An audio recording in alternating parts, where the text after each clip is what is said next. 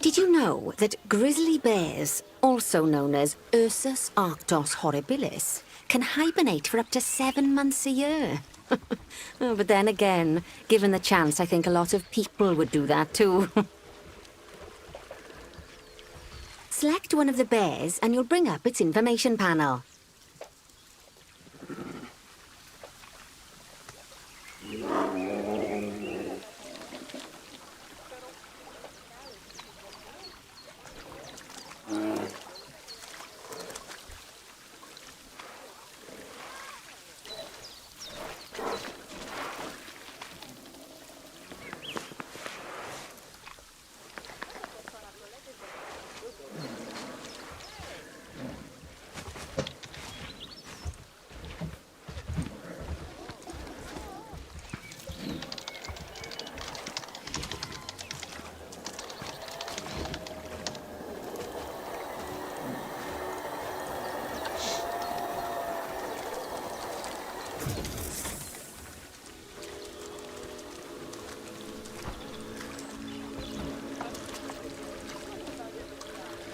This is where you can find out all kinds of information about your animal.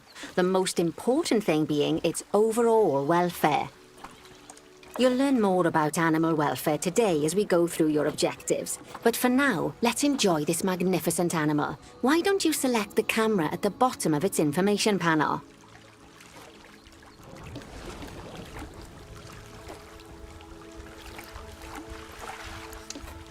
See now, this is a fantastic way to get a close look at your animals. You can also get this view of an animal by simply double-clicking on it. Okay, when you're ready, let's pop over to the other side of the zoo and take a look at the lions. I've marked their location for you to find.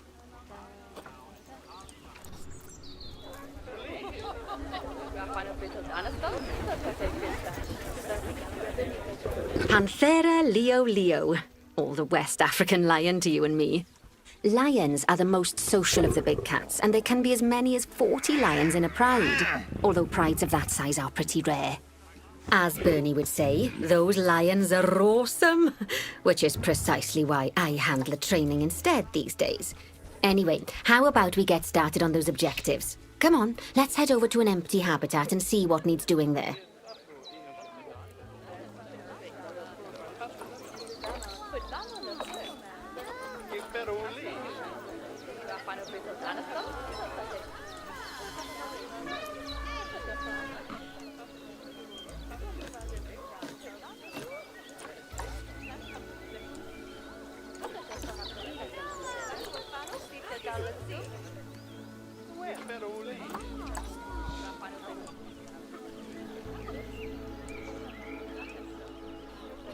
As you can see, it's a lovely space for animals, but it's missing a certain something. Well, 2 somethings. Warthogs. So I'd like you to adopt a pair of them. To adopt animals, we need to open the animal market, which is in the animal trading section.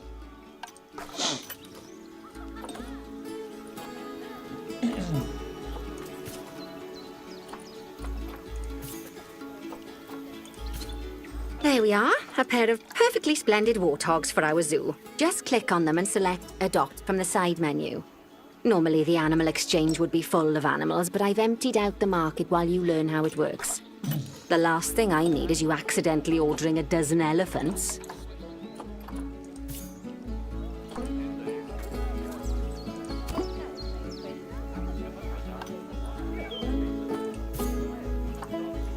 When you adopt an animal, it's automatically placed in the trade centre, where they're held until you're ready to move them into their habitat, which, as it happens, you are.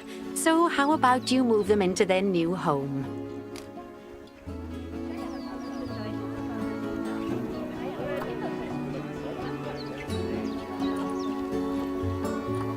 When you ask for an animal to be moved into a habitat, your caretakers will go to the trade centre, collect your animal, and deliver them to your selected habitat. I've marked the trade centre's location, so let's go and watch the caretakers in action.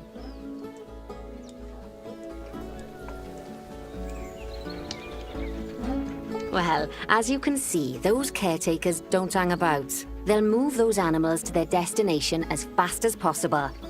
Of course, normally we'd have to place the animals into quarantine before moving them into a habitat, but I am assured by a person of good standing that these warthogs are in the very rudest of health. Right, let's get the warthog's habitat finished up so we can keep them nice and happy. You see, each animal in the zoo has an overall welfare statistic, basically how happy they are. And that overall welfare statistic is itself comprised of 4 different areas: nutrition, social health, habitat, and enrichment.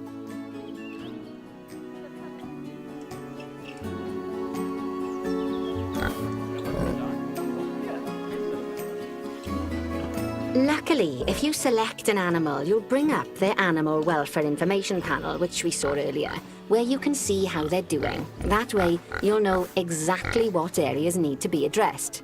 Don't worry if that's a lot to remember. You can always check the Zoopedia for more information.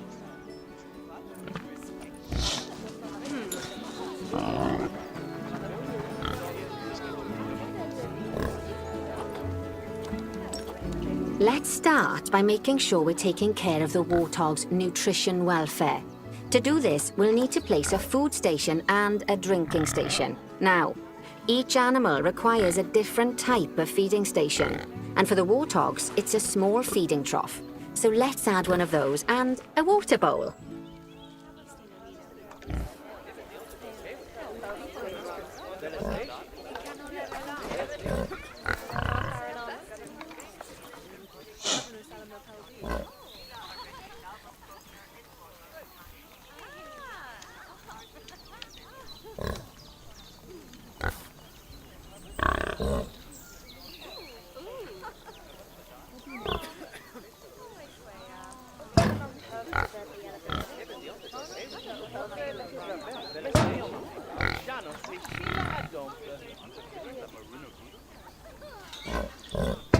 Animals also require stimulation to keep them happy. Let's add a lovely mud bath for the warthogs to roll around in. That bath will count towards their enrichment welfare, specifically their toy enrichment welfare.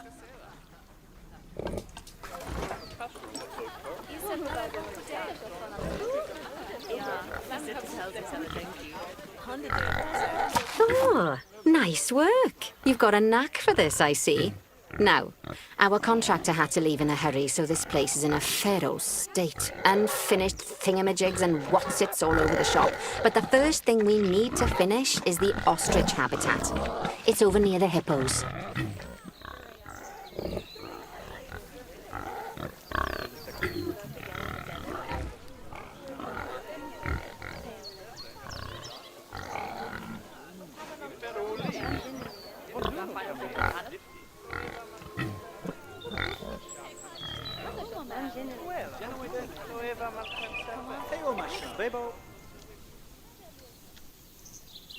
Oh, before we actually start building our ostrich habitat, let's pause the game.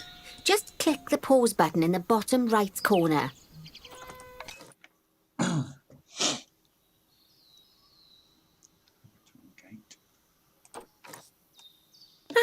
That's more like it. A quick break. Sometimes it's a good idea to pause the game whilst you're doing something which requires your concentration, because it'll stop the zoo spinning out of control while you're looking the other way. Let's keep the game paused while we get this ostrich habitat built. Okay, job number 1 here is to add a habitat gate before we complete the barrier. Every habitat needs a habitat gate. After all, how else would the keepers get in and out? Just make sure it's hooked up to the path so the keepers can reach it.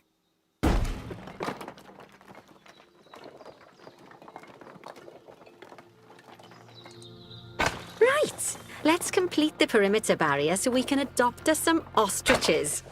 I've marked out an area for you to use, so I'd like you to finish off the perimeter using the brick barrier.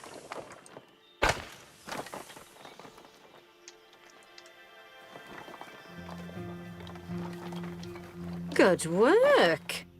Remember, before you can place animals in any habitat, it has to have a full loop of connected barrier. Now, you've probably noticed that guests can't actually see into this habitat at the moment. At least not without a stepladder. But seeing as they're banned, I'd like you to select a piece of barrier and swap out the brick for a glass barrier, so the guests can see in.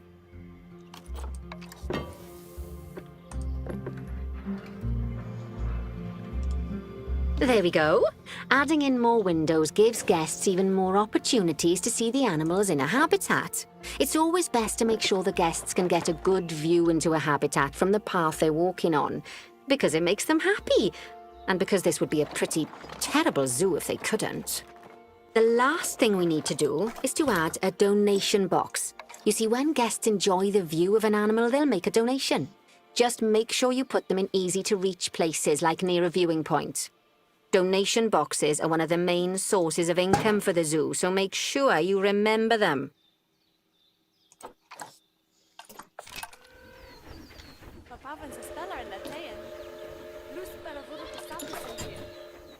By the way, as well as pausing the game, you can speed the game up by clicking on the fast forward button. It'll run everything at 2 times and 5 times faster. It can be useful, especially if you're waiting for money to accumulate or for animals to be delivered to your habitat. Personally, I use it when I'm waiting for a brew to finish. All right, you've finished the habitat, so it's high time we adopted those ostriches, don't you think? Let's get 4 of them in here.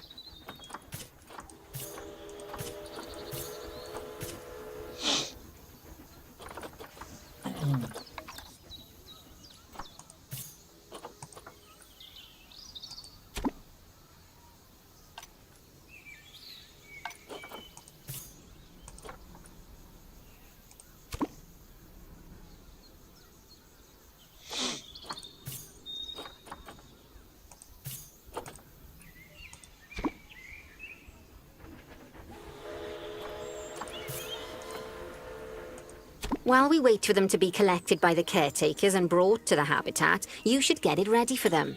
Add a suitable feeding station, water station, and an appropriate food enrichment item.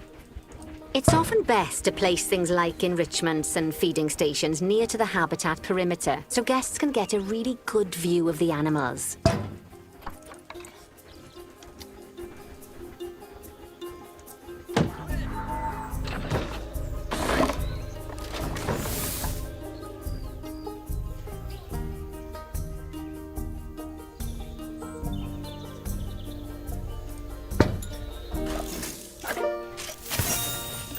Oh, good to see the ostriches have somewhere they can really stretch their legs. Did you know they can actually run at 43 miles per hour? Oh, heaven forbid they ever escape. The speed camera fines alone would bankrupt us.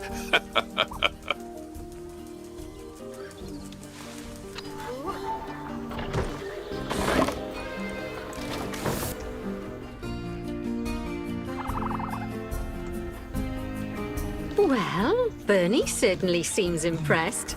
Did he do his speed camera joke? Every time we get an ostrich. So, now we've made the ostriches' lives a bit better, let's do the same for the keepers, shall we? To make it easier for the keepers to feed the ostriches and hippos, we should build a new keeper hut. Keeper huts are where the keepers prepare the food for animals, so they should be placed near to the habitats to make sure the keepers don't waste their time walking when they should be looking after the animals.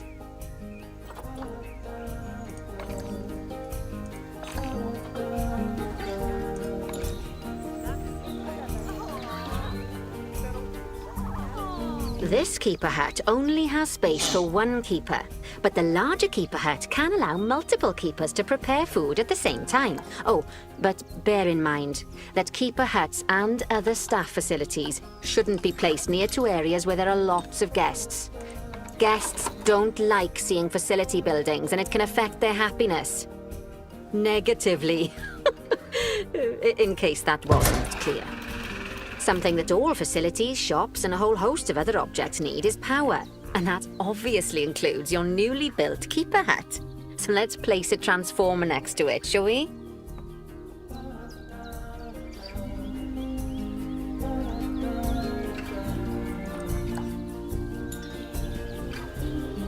ready. Your next job is to build a habitat from scratch. And concrete and glass, I expect. So go ahead and build it. Just make sure that the habitat includes that big hole we've dug. Oh, and don't forget to add a habitat gate to the barrier. Oh, and make sure the guests will be able to see the tigers.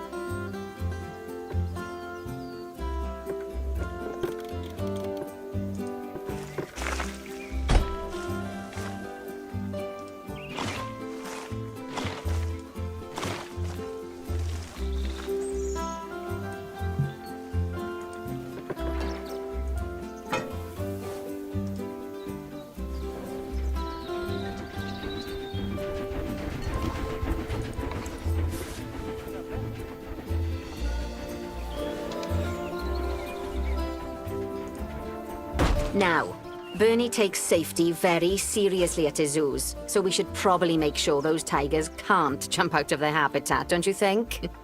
The way we'll do it is by changing the height of the habitat's barrier.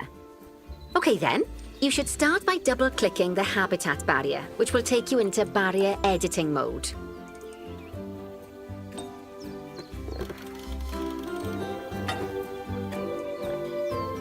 Great. Now highlight the entire perimeter of the habitat. You can do that by clicking and dragging the barrier selection tool.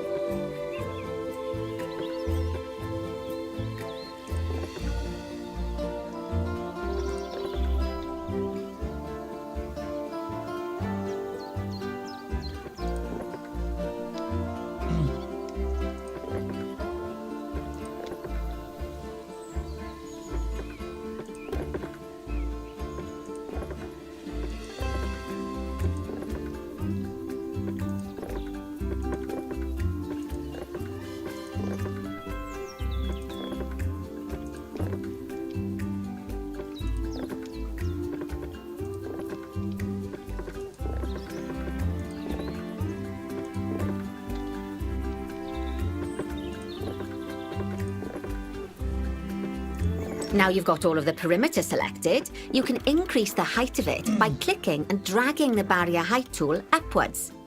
You'll want to make sure it reaches a height of at least 3.7 meters.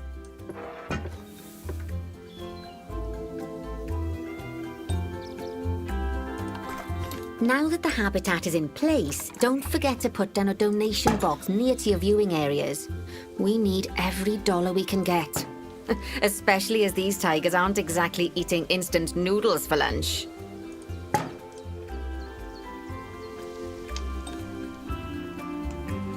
Okay, that's the habitat boundary complete, the habitat gate in place, and most importantly, the tigers won't be able to jump out of it anymore. I think it's time we adopted those tigers.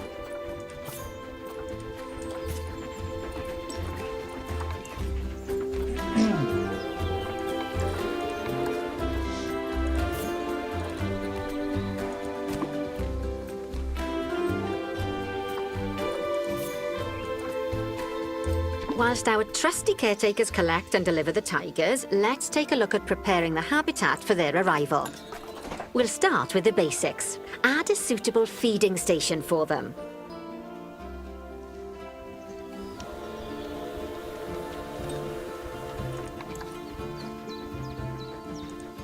This time, instead of adding a water bowl, let's try something different. Some animals need a pool in their habitat so they can go for a swim, but they can also use it to drink from. All you have to do is make sure the banks of the pool have a gentle slope so they can easily get a nice, refreshing drink. There's already a pool excavated, but you still need to fill it with water. You should do that by going into Terrain and selecting the water tool.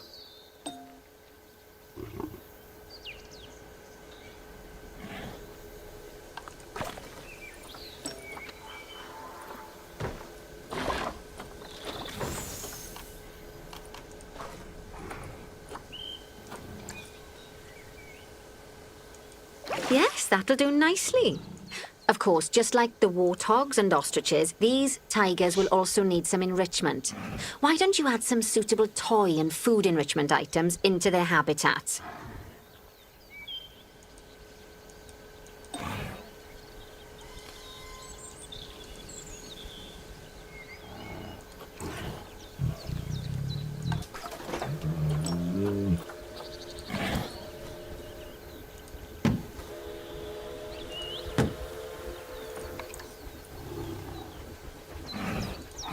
Okay, it's really starting to take shape.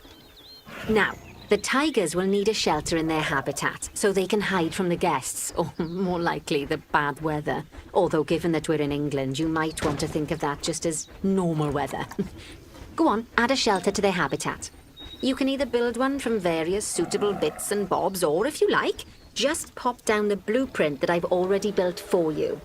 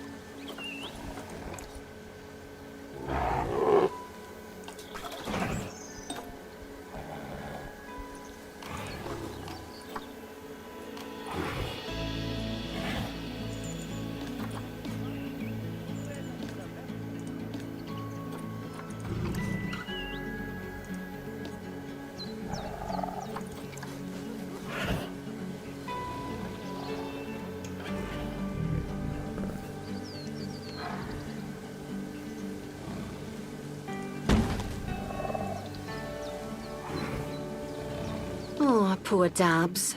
I'm sure it can't have escaped your attention that the tigers look a bit miffed. That's because they aren't too keen on the type of terrain in their habitat. Select a tiger and bring up its information panel.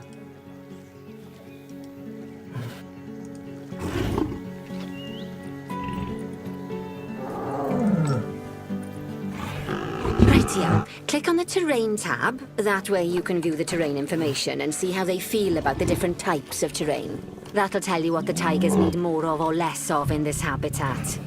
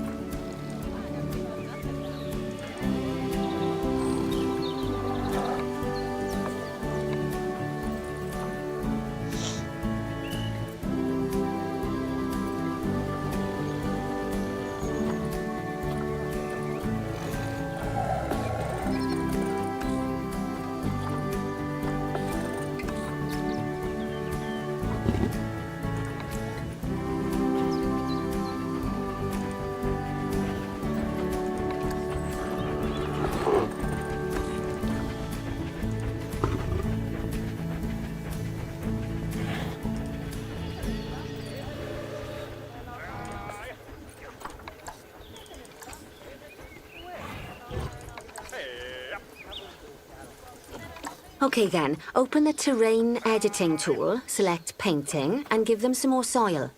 Yes, that should help with the habitat part of their welfare.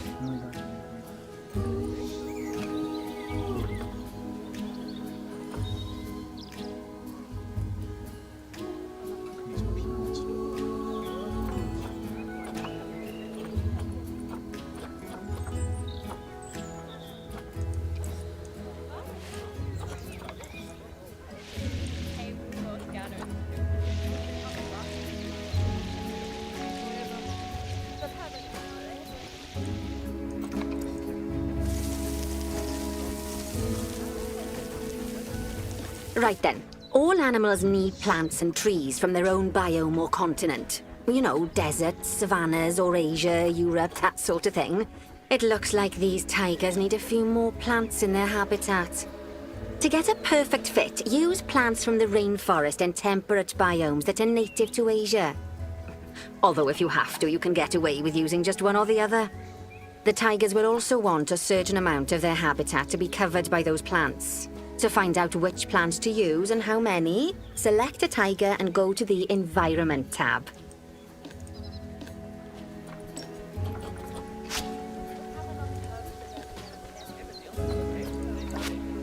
Now, as you can see, some of the plants currently in the habitat aren't quite right for the tiger, like the wattle bushes. You can remove them if you want. You can find all of the plants you need in the nature section, and you can use the filters to only show the types of plants you want to see. In this case, that's plants from the rainforest or temperate biomes.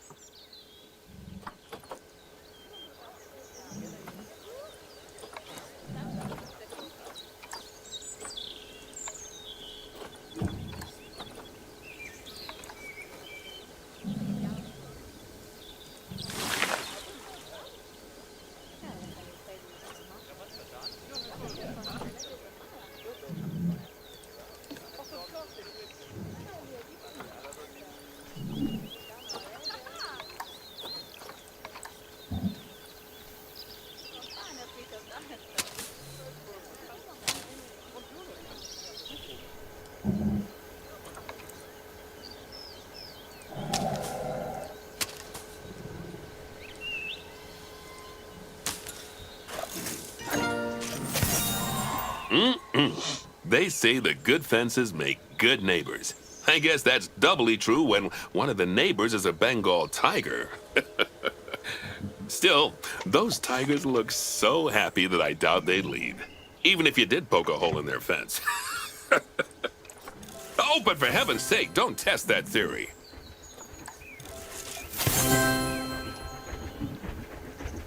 Right, let's head over to the Indian peafowls. I've been told that we need to improve their social welfare.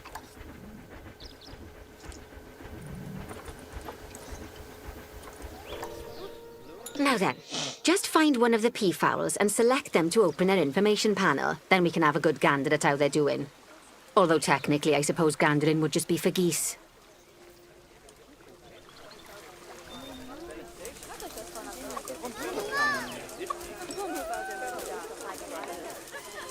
Expand their social welfare and we can get a bit more detail.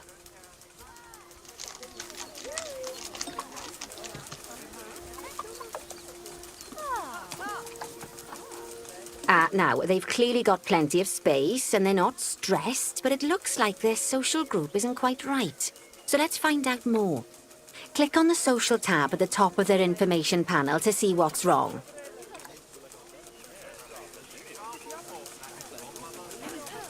Right, as you can see, the peafowls need their population to be larger. To solve this little problem, you'll need to adopt 3 more female peafowls. Off you pop to the animal market then.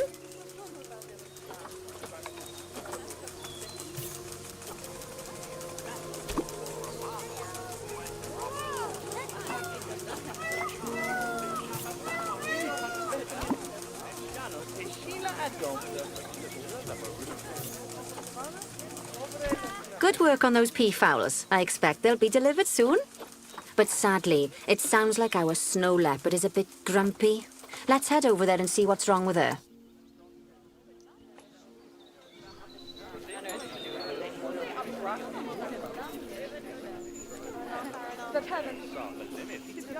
Just like people, animals can suffer from stress if things aren't quite right. You know, like when you see someone put in the milk before the tea bag.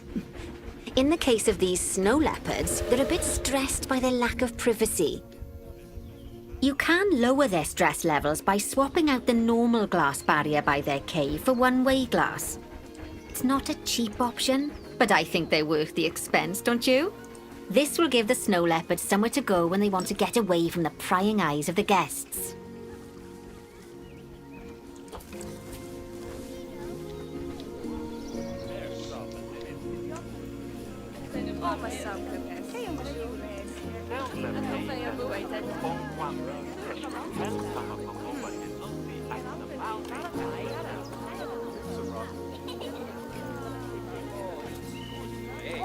Of course, when an animal isn't in its natural biome, it's probably going to be too hot or too cold.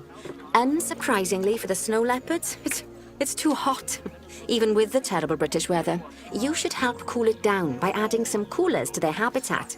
But let's start by opening up the temperature heat map and having a look-see at the temperature in the leopard's habitat.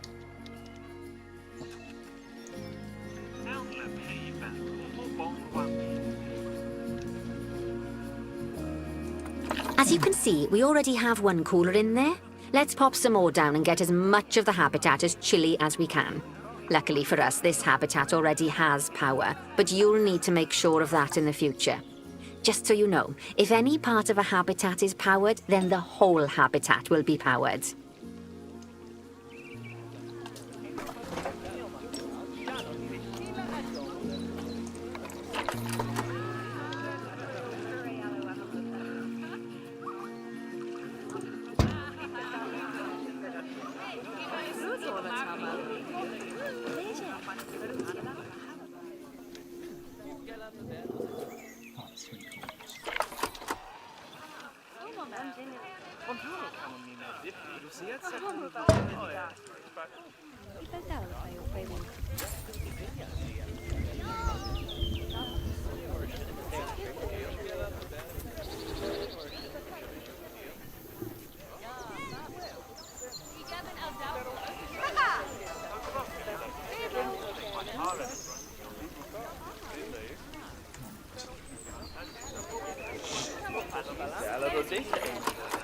You can find heat maps for all sorts of helpful things, so do be sure to explore them and make good use of them. It'll take a little while for the temperature to adjust once you've added coolers or heaters, but now we've got the coolers in, we can address the leopards' terrain welfare. You see, what the leopards really want in here is snow and rock, so let's make that happen.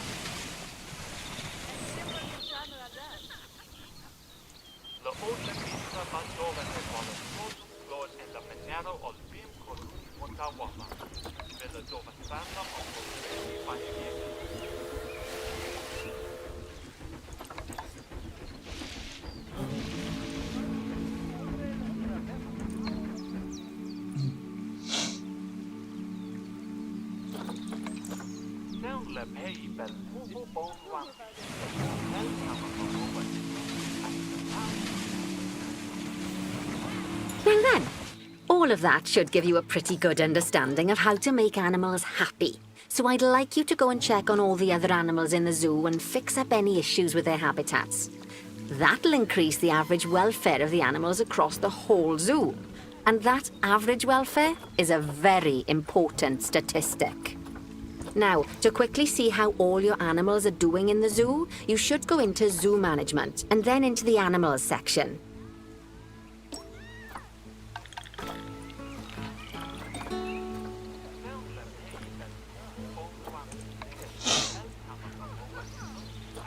As you can see, this list shows you the animal's overall welfare. So if something's amiss, then you can quickly pop over to them using the Locate button.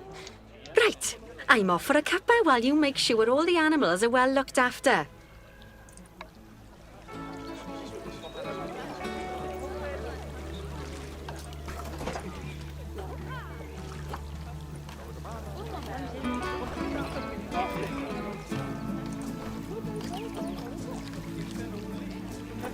Die Hoffe.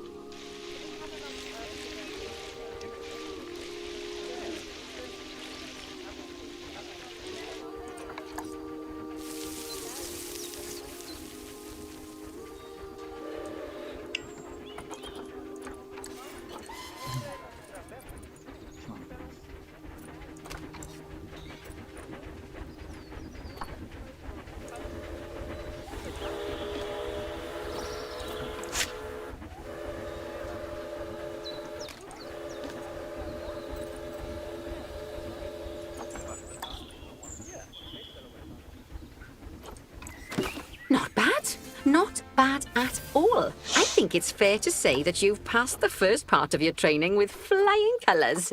There's still lots more to learn, but we'll have to head to another one of Bernie's zoos for that. If you want to grab your passport, we'll head off, shall we?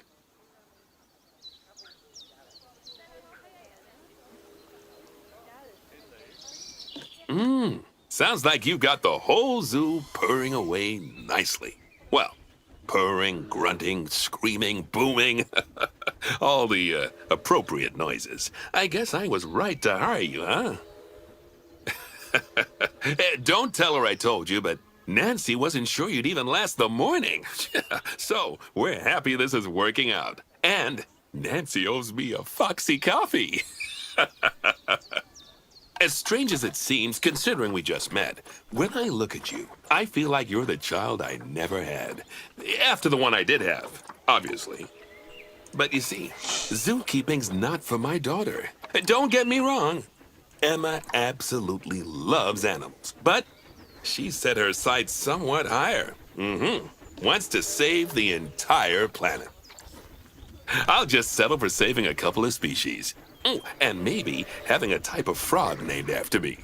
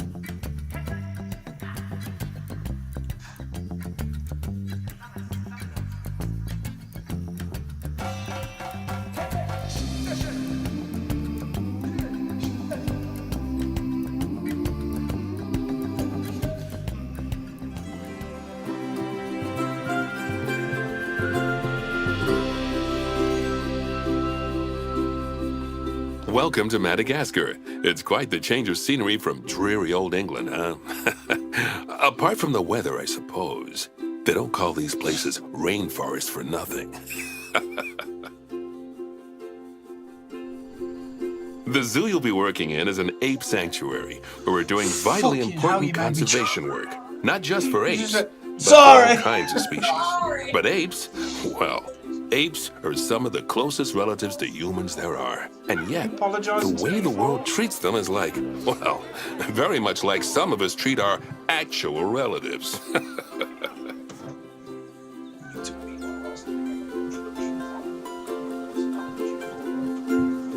Anyway, that's why I'm determined that our operation here does some good. If we can all leave some part of the world in a better state than we found it, we'll have lived lives worth living. And speaking of states, I have a horrible feeling I left the house in the right one. When I get back, I expect my life won't be worth living at all.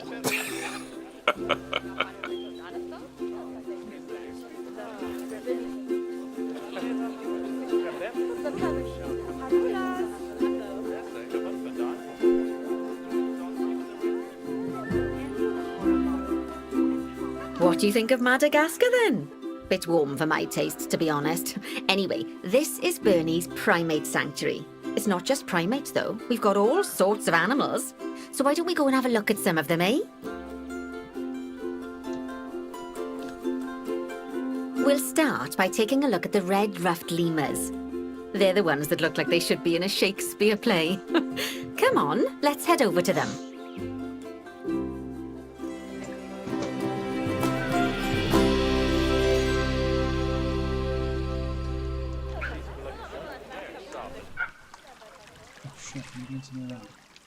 Red-ruffed lemurs are found in the rainforests of Masoala. That's in northeast Madagascar. They can actually live anywhere from 15 up to 25 years. Fancy that, eh? Okay, when you're ready, let's go find our Bornean orangutans.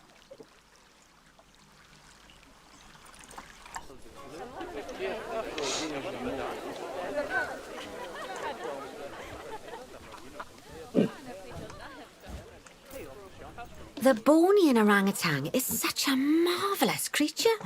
They're always a big favourite at any zoo they feature in, and they're also the biggest tree-dwelling animal on the planet. Assuming you don't count any lions that got stuck up one. Oh, why don't you take a better look at them? Open up their information panel and go into the animal camera.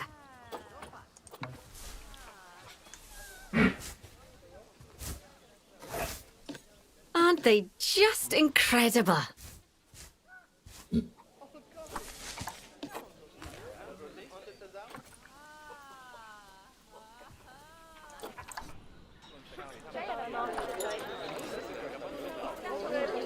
Oh dear! It looks like we've arrived just in time. One of the habitat's barriers has collapsed. And wouldn't you know it, one of the bonobos has made a run for it. We'll need to catch them. But before we do, we should box up the other bonobos to stop them escaping too. Select the habitat boundary to bring up the habitat information panel.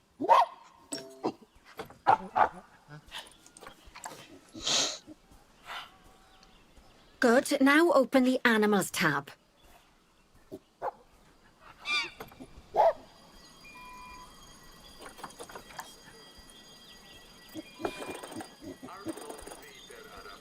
And click on Box All Animals to box up the remaining bonobos.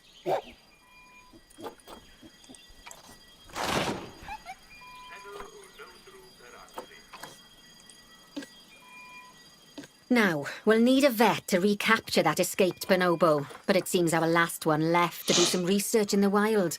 Not an ideal situation. So, we'll need to hire a replacement sharpish. Go into the zoo section and then into the staff management area.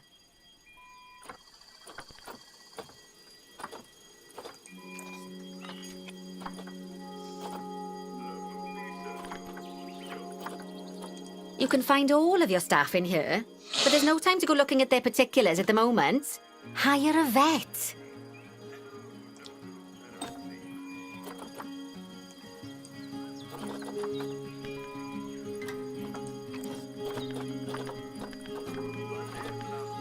Great. Now let's deal with our escapee before they can cause too much havoc. Use the animal alerts to jump to the escaped bonobo.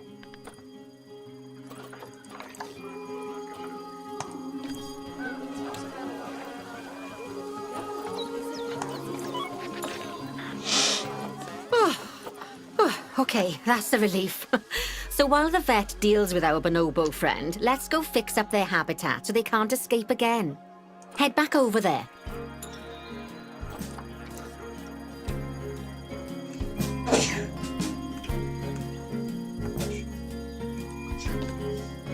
As you can see, the barrier's collapsed. Someone's taken their eye off the ball, obviously. Let's get this one replaced.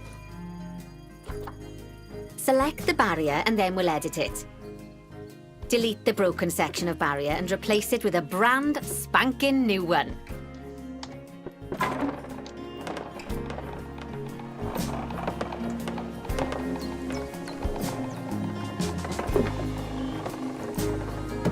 Good. Now that we've done that, we need to make sure to add climb-proof barriers to the top. That way the bonobos won't be able to climb out. Just make sure you've got the correct piece of barrier selected when you do that.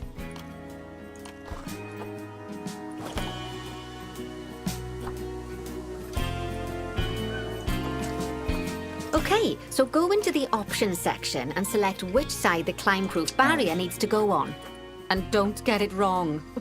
We're more worried about bonobos climbing out than guests climbing in. She is. She's a Welsh. She's a Welsh. Nicely done. And I think it's high time we unboxed those bonobos, wouldn't you say? The poor mites will get sad if we leave them in there for too long. Come look at me, bonobo. Select the habitat barrier to bring up the habitat information panel again.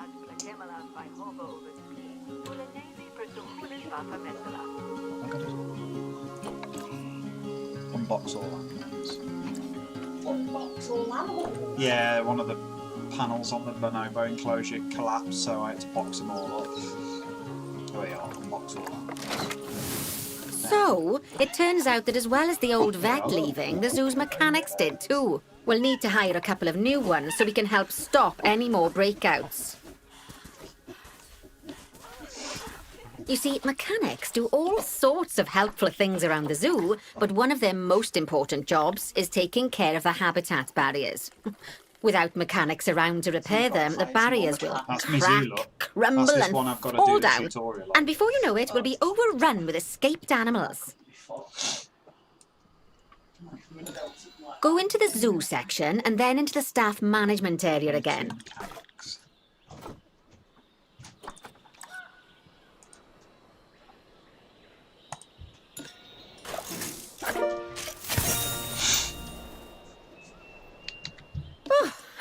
Gosh, we have been busy, haven't we? Good work there. I'm off for a cuppa. Oh, I think Bernie wants a word with you.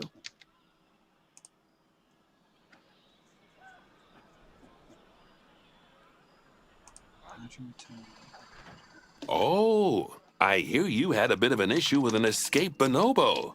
The main thing is that you dealt with it swiftly. And more importantly, without the animal stealing someone's clothes, putting them on, and then walking out of the front gate.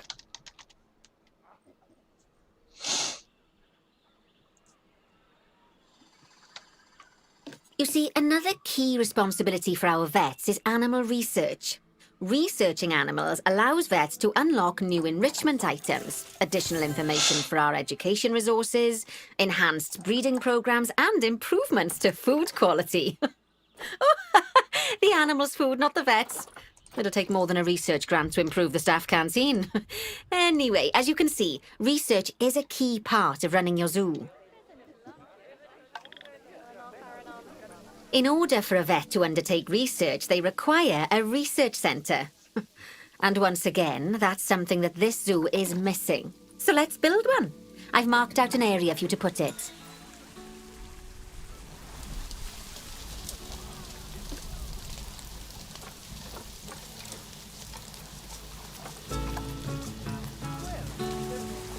Now, you've probably noticed that there's already a building where I want you to build the research centre. Don't worry. You see, the building that's currently there is actually a hollow shell, so we're able to place our new building inside of it.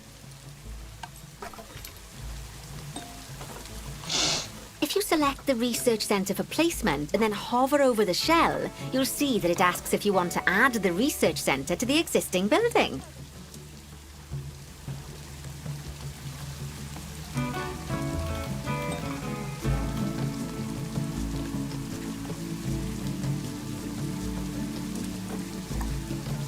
Okay, click to add it to the building.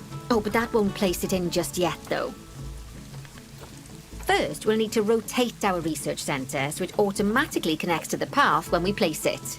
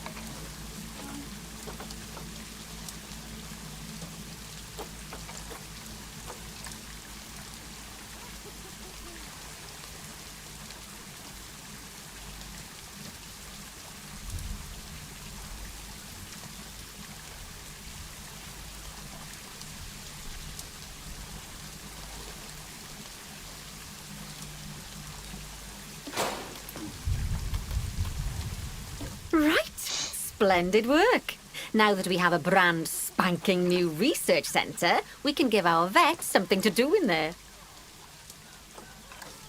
Oh, by the way, it's worth noting that the vets will only do research when they're not required to do any other jobs. That said, you can change what jobs a vet does via their information panel. But let's not worry about that just now. So, let's get our vet researching ring-tailed lemurs. Go into the zoo section and select Vet Research.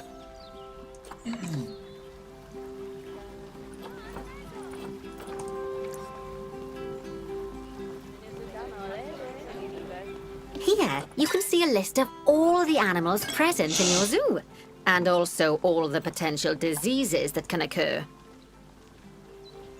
Now, drag and drop your vet onto the ring-tailed lemur to start their research.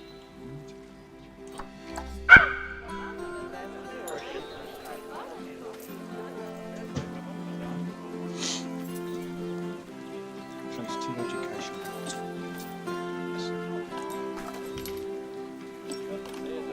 First off, let's pop down 2 education boards. Place them on the habitat barriers at a height that guests can see, or, if you like, pop them down on a stand.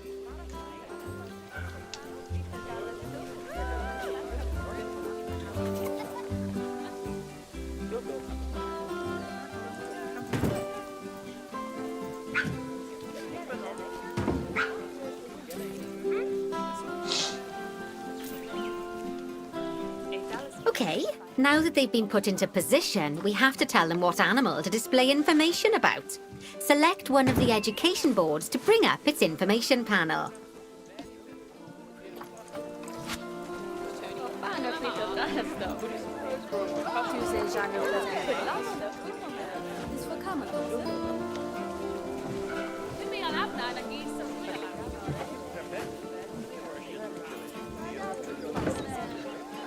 And from the drop-down list, select ring-tailed lemur. Although I'm sure that last part was obvious. There we go. When you link an education board or a speaker to an animal, you need to make sure that said animal is close by. If it isn't, the guests will get confused and won't learn as much.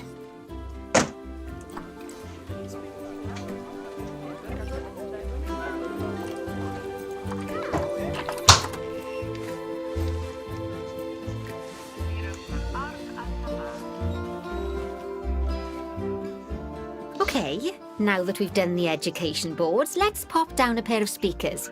Speakers play audio to the guests so they can learn while they look at the animals, instead of having to go through the laborious process of reading.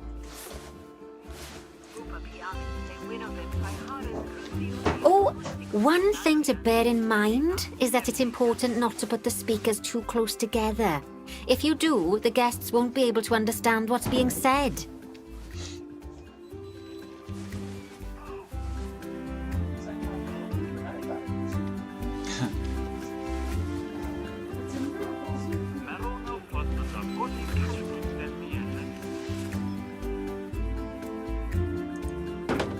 Now we simply need to link the speakers to the ring-tailed lemurs, just like you did with the education boards.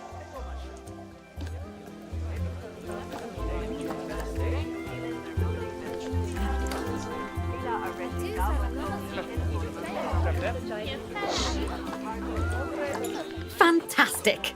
Oh, it's worth remembering that education boards and speakers both need power to work. They won't do much good without it. Oh, it looks as though our vet has completed their research on ring-tailed lemurs. We'll need to collect the results. We can do that by clicking on the notification or by going back into the vet research area.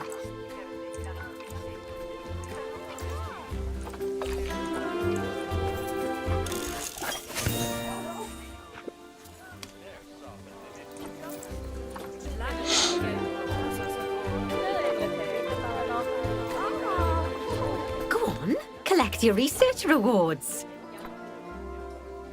Just so you know, vets will continue to research an animal even after successfully completing a research level. I suppose when you're in the zone, you're in the zone. When you're in the zone, you're in the zone.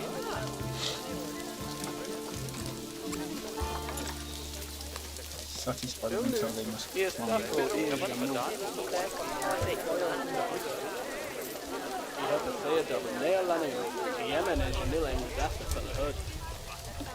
Well, now that we've enriched the lives of our guests, let's enrich the lives of our ring-tailed lemurs. Some animals, like lemurs, will have a climbing need. That means they have a requirement for a certain amount of climbing space, and you can fulfill that requirement by building them a climbing frame. Let's find out how much more climbing space our lemur friends need, shall we? Select one of them and bring up their information panel. What?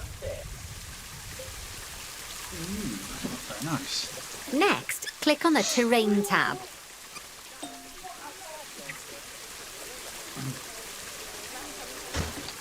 Now, as you can see, the lemurs need quite a lot more climbing space. But as it happens, I've already got a climbing frame blueprint built for you.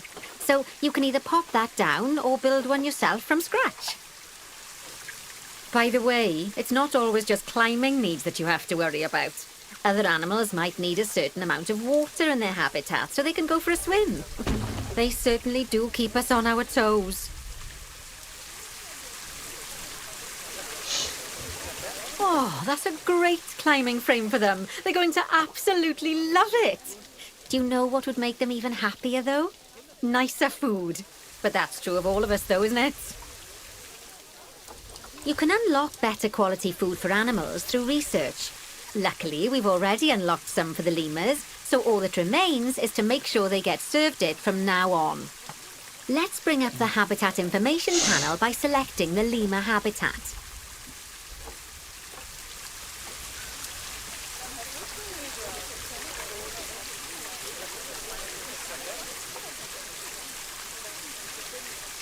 more fixed roll up.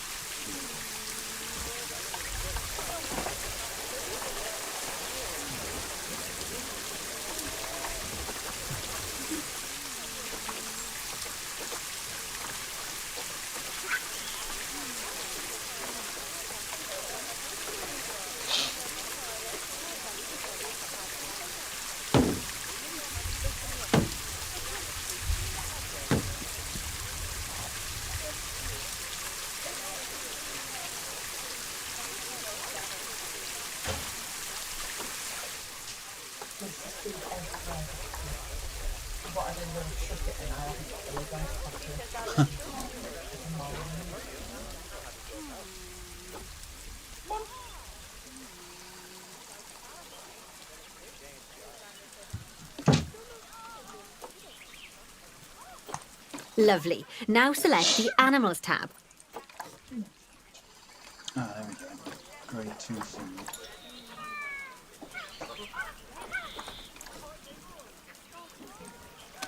So, a new climbing frame and better food. Oh, you've really spoilt those lemurs rotten. Now, I think it's time we looked at one of the zoo's most important responsibilities, releasing animals into the wild. You see, when we feel an animal is ready, we can release them into the wild. But what makes an animal a good candidate for release? Well, their age is an important factor. I mean, we can't release an animal that's a juvenile, just as we can't release one that's gotten too old. They'll also need to be fertile. After all, the idea is to repopulate the wild, so the best candidates will have a high fertility gene. And together, the age and fertility of a candidate will determine how many conservation credits we'll be rewarded when we release them. Now, conservation credits are vitally important. They're the lifeblood of your zoo, because earning them allows you to adopt even more animals. And what's more, the animals you can adopt will be of a higher quality. So, with that in mind, let's pop over to our orangutan habitat.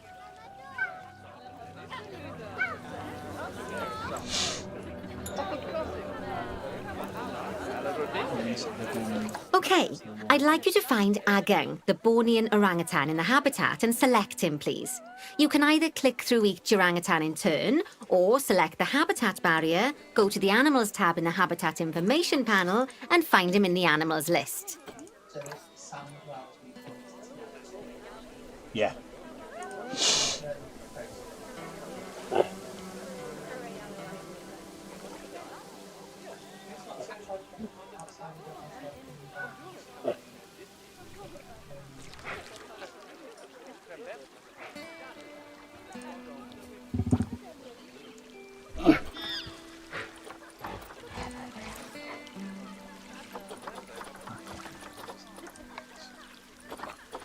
Release to wild.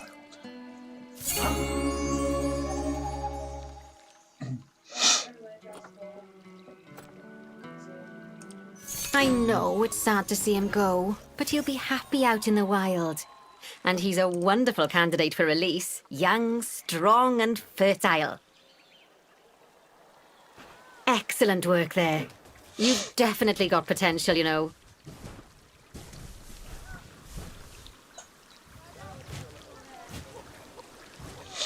Ah, I see you've been doing some homework. Although, it hardly seems like work when you're learning about something as adorable as a ring-tailed lemur.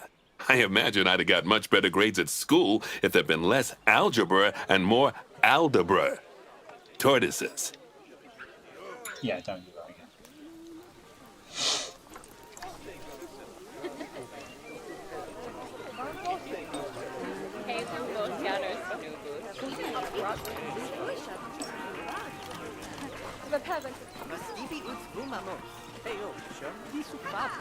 Lovely. Now let's build a new exhibit in the gap that's been left. Just add it to the building like we did with the research centre earlier, then pop it into the gap.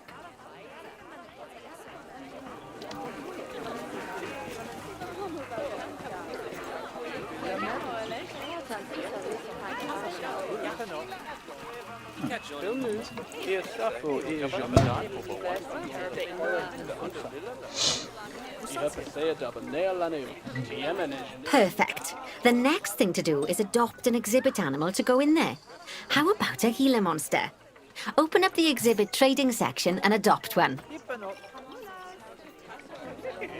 I'm just adopting one called Maya.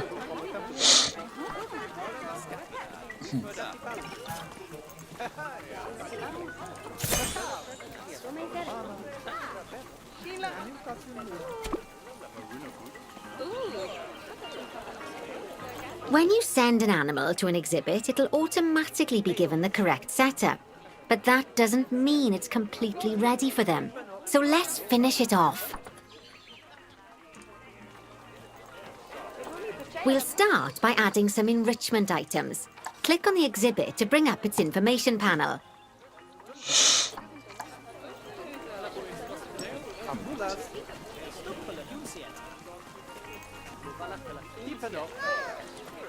Good. Now click on the Layout tab.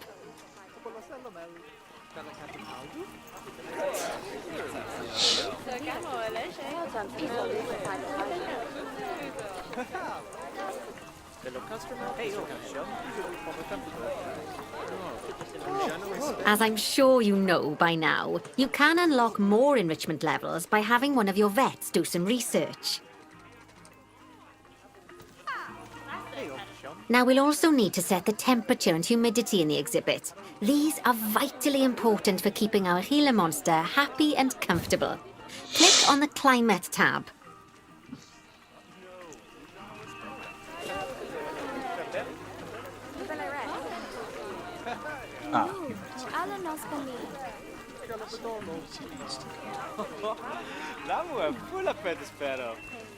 Here, you can see the Gila monster's desired temperature and humidity. You can change both of these by adjusting the dials below. Make sure it's going to be nice and cozy.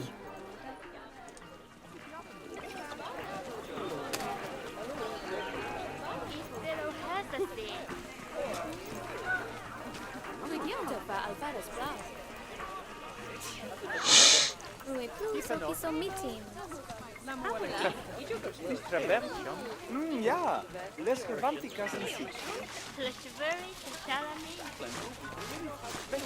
Oh, pero sí, es por que sea.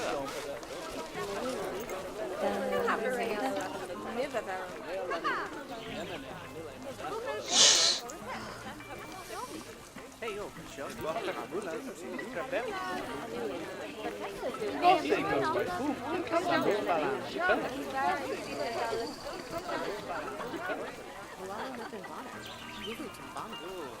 Oh, my son, Capes. There you lay.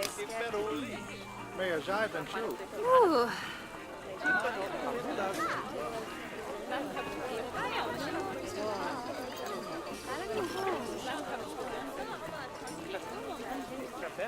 Corem Pigrazala Mel.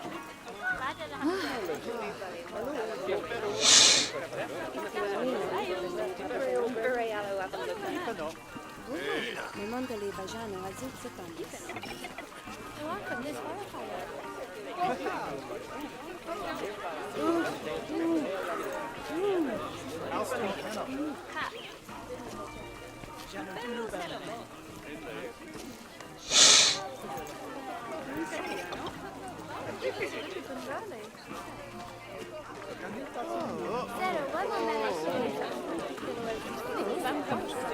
That's the ticket!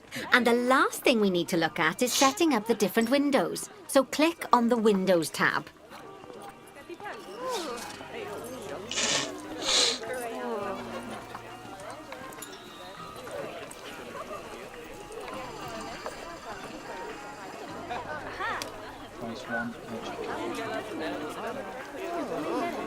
There's also an exhibit education board.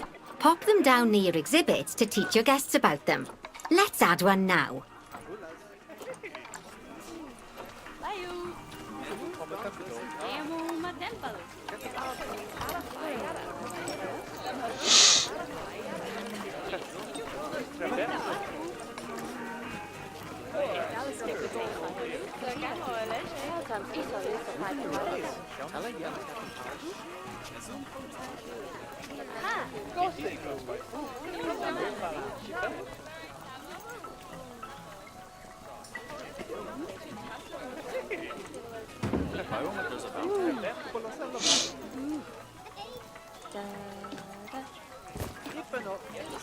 Lovely stuff. Now our guests can learn all about our venomous friend here. Yeah. Right, now, I've got a bit of a big job for you. Dirty. I need you to increase the number of species in the zoo. Big job You'll for me. probably want to adopt both habitat and exhibit animals to do so, which will mean building plenty of new habitats and exhibits for them. Go on, off you pop.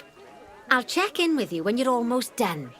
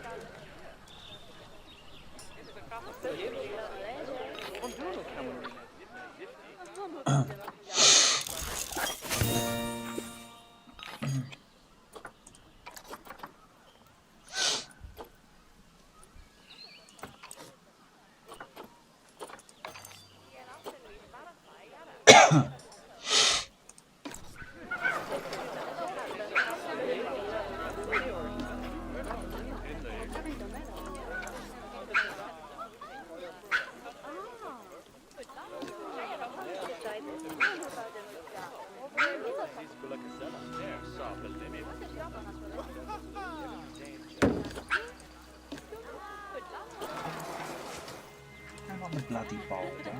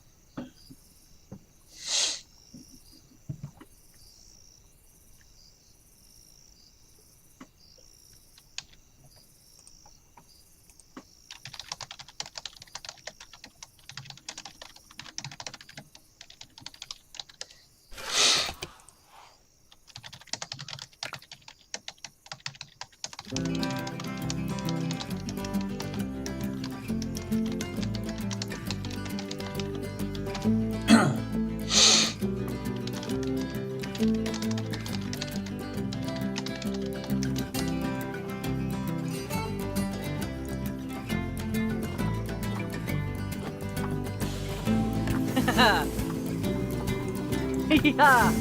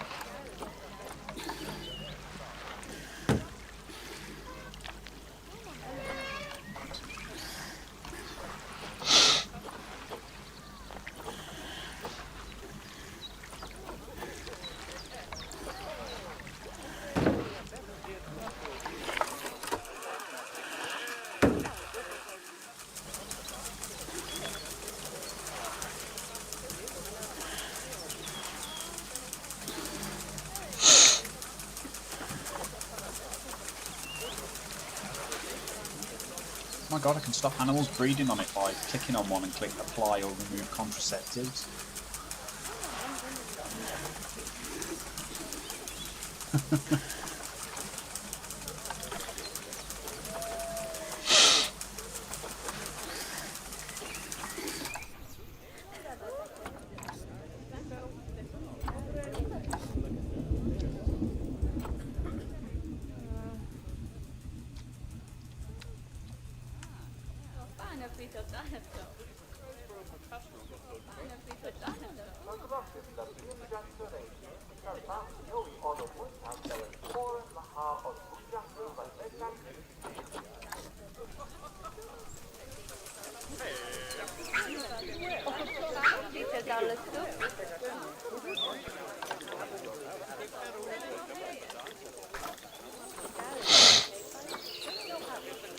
Ooh, zebra and giraffe.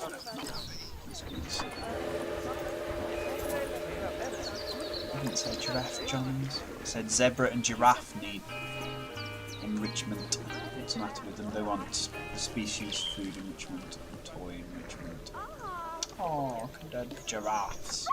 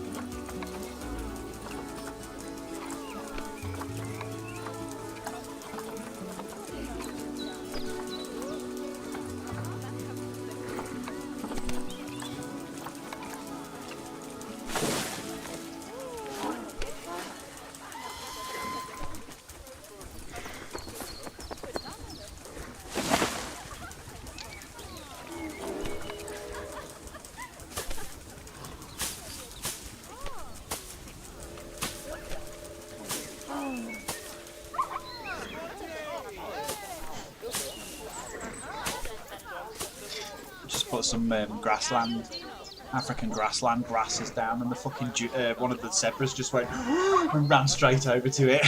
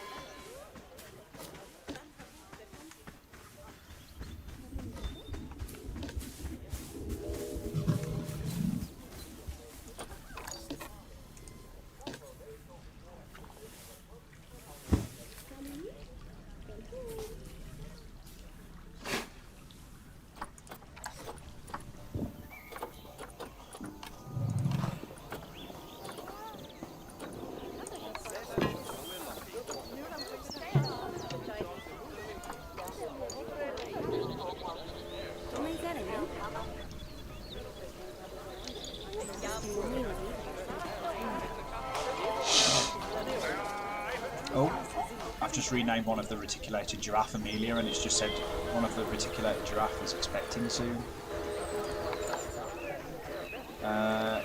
Amelia, the reticulated giraffe, is expecting offspring. I've got peafowl expecting offspring soon, a hippopotamus, an aldabra giant tortoise, and a ring-tailed lemur. Offspring due December.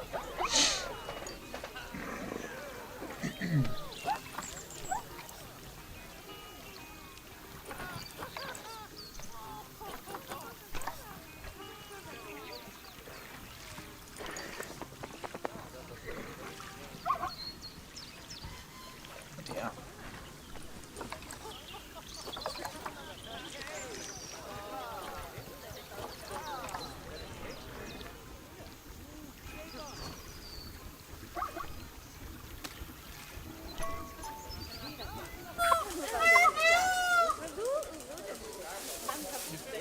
That is one of the Indian peafowl giving birth.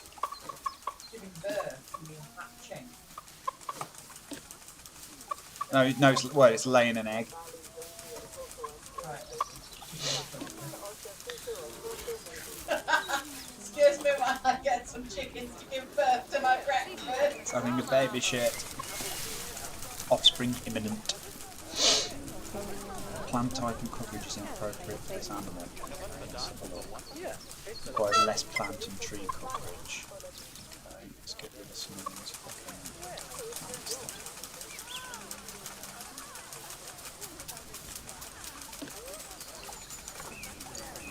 Fuck these stupid Tokyo squirrels.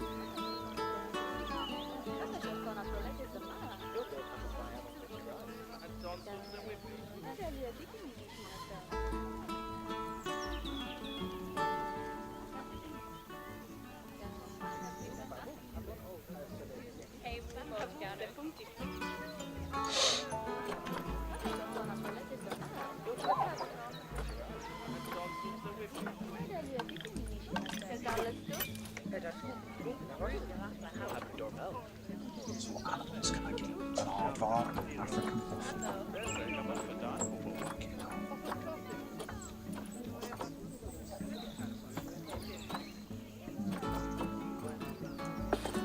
It's plastic. You're not WD-40 my fucking mouse wheel.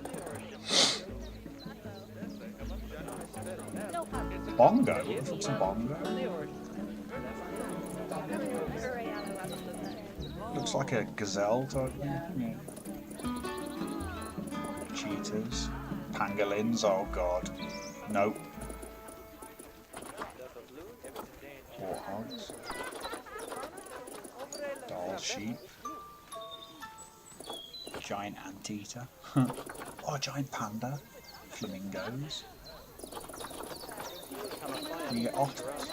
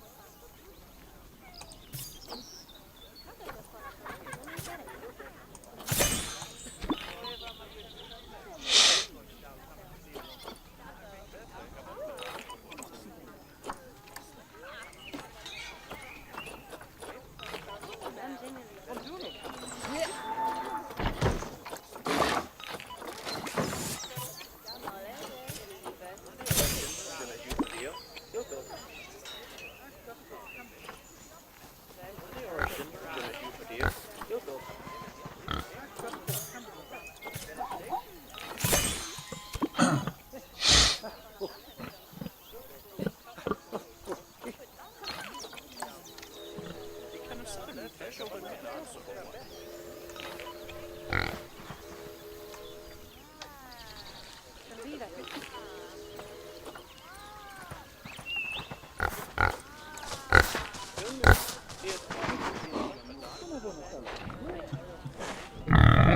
It's Dixie. Common warthog.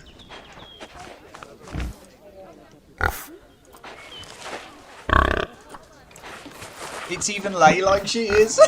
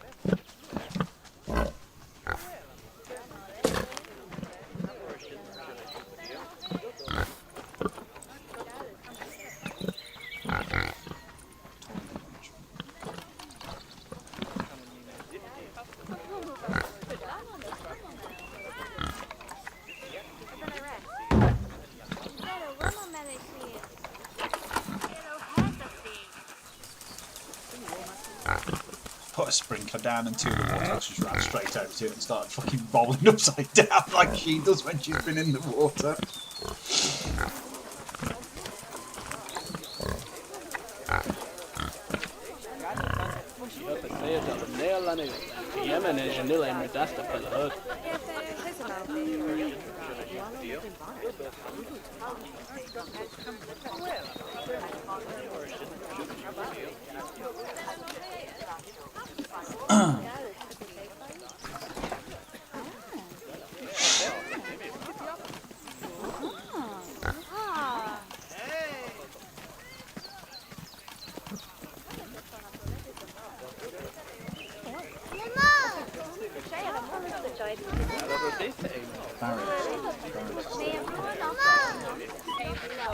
Just one come on first, eh?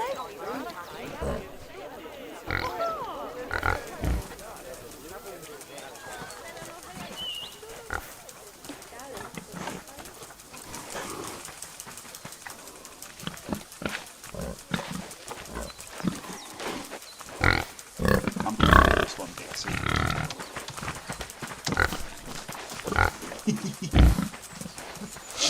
She's an adult, 8 years old.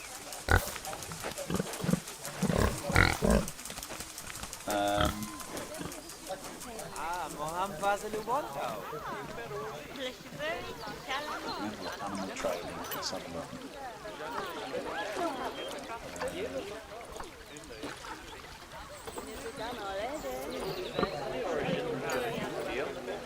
Battery and camel.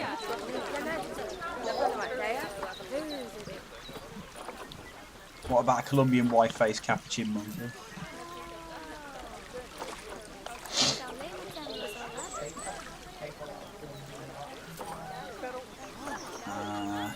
Greater flamingo.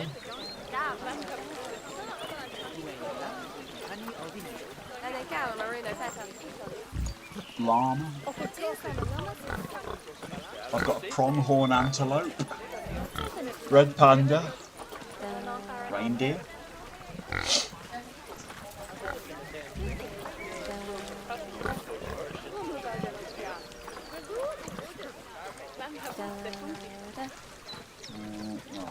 Let's...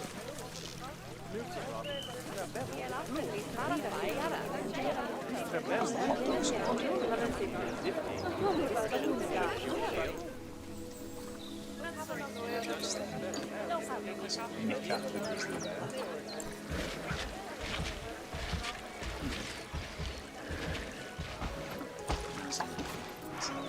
Offspring Doom June. Cool.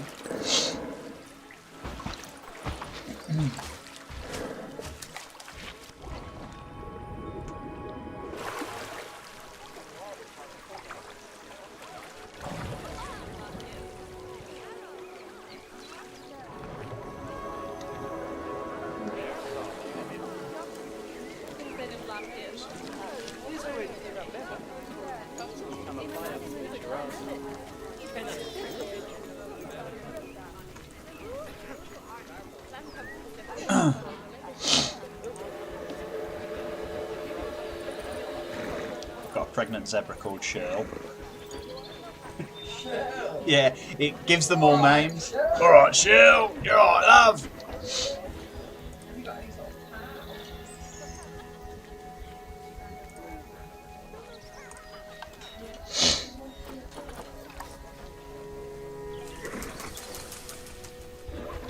No, but I got a train.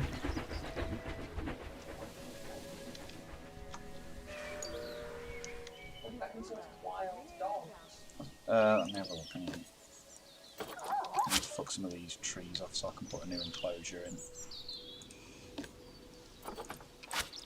Let's do a bit of deforestation. There we go.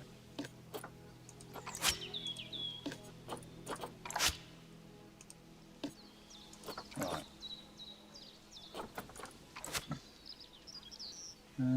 Habitat. Barriers, there we go.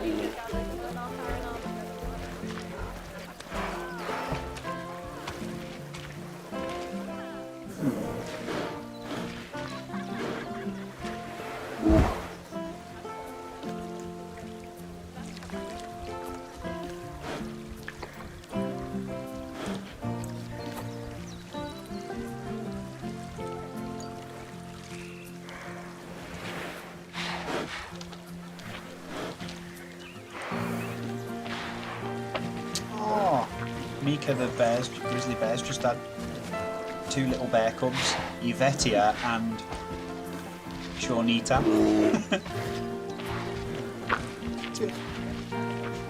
Grizzlies.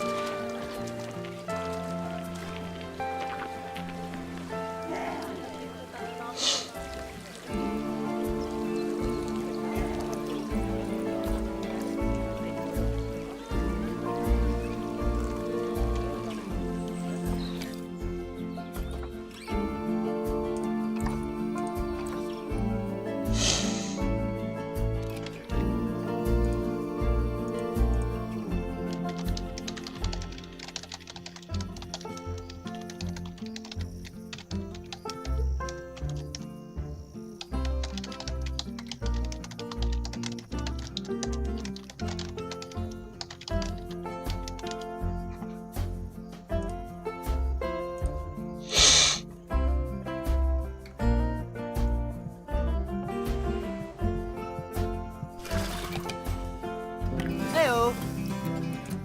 Oh.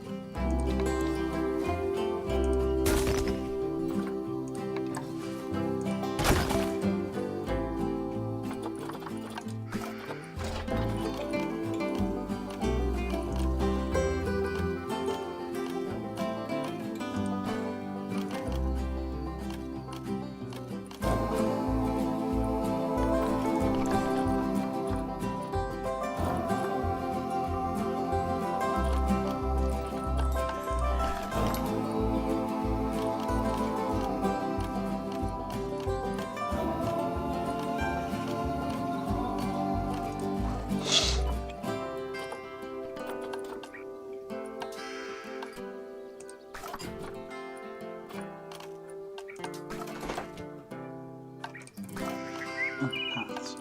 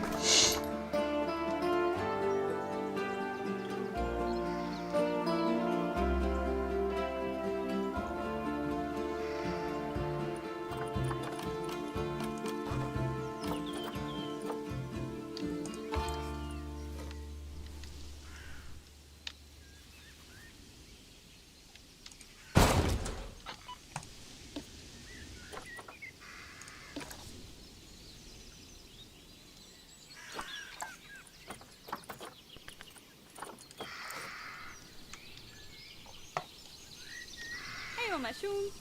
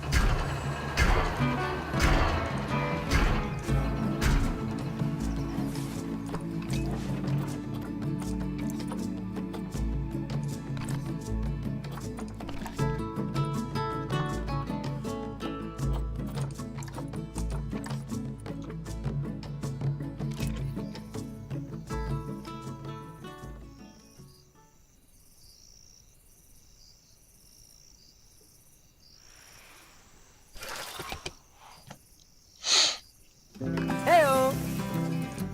Woo! What the hell's that?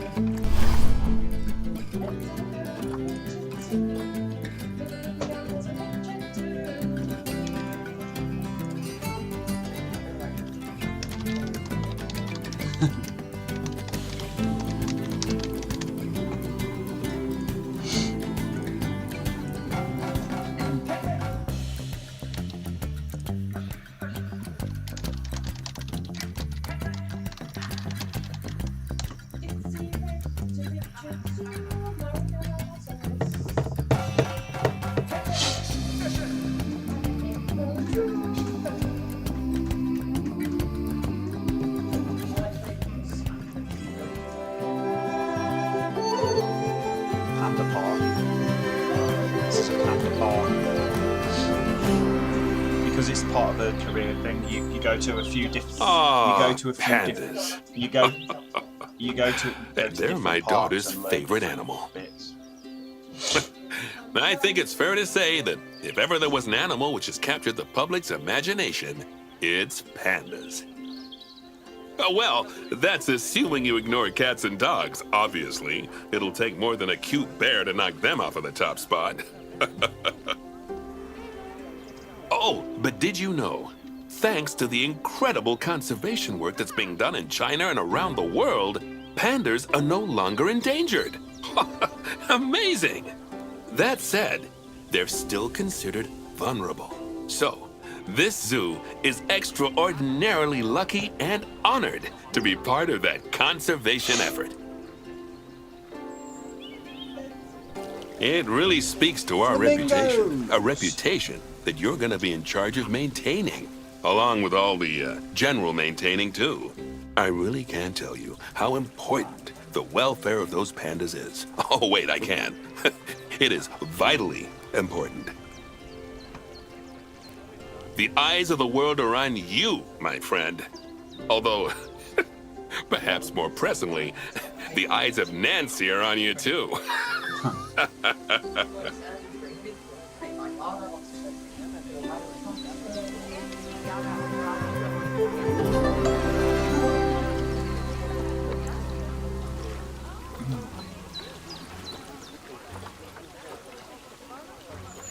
Welcome to China. This is Bernie's brand new Panda Celebration Zoo. So new, in fact, that it's not quite finished. But we'll deal with that later. First, let's take a tour of the zoo.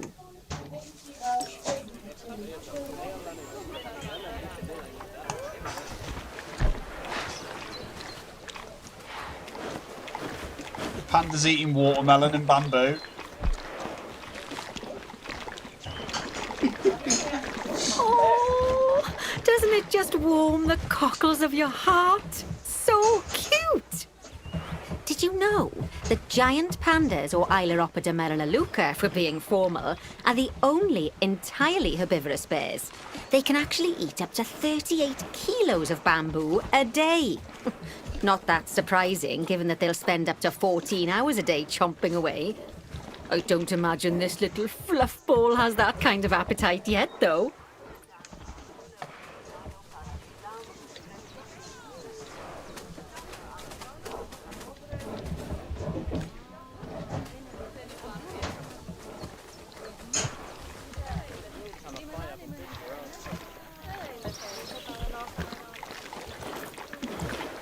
Oh no.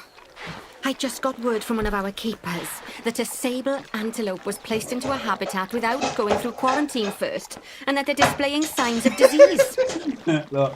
We'll have to move them into quarantine to stop the infection from spreading to the other animals. Little baby To do one. that, go to the highlighted habitat, find the infected animal, and then select them to bring up their information panel.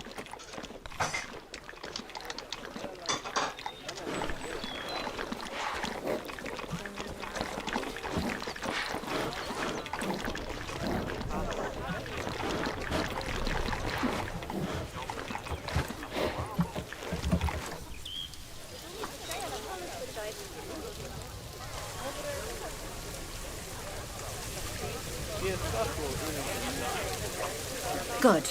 Now click move and then transfer them into quarantine. I've highlighted the quarantine facility in the zoo for you.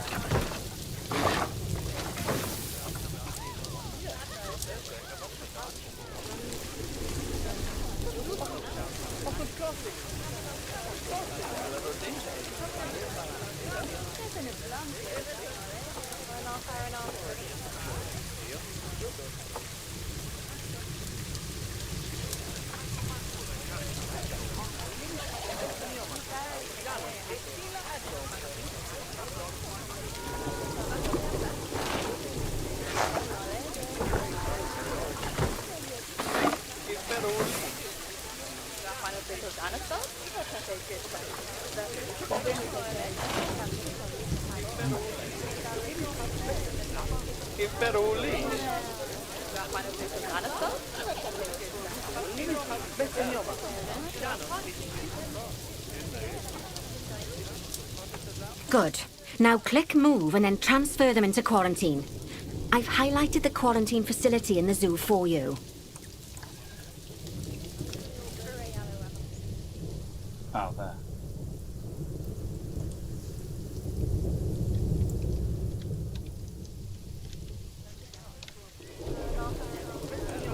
Oh, phew. That's a relief. It's got border. Now that we've stopped the infection from spreading any further, we need to build a vet surgery so the antelope can be treated and then returned to his habitat. I've already highlighted where I'd like you to build it, so why don't we head over there?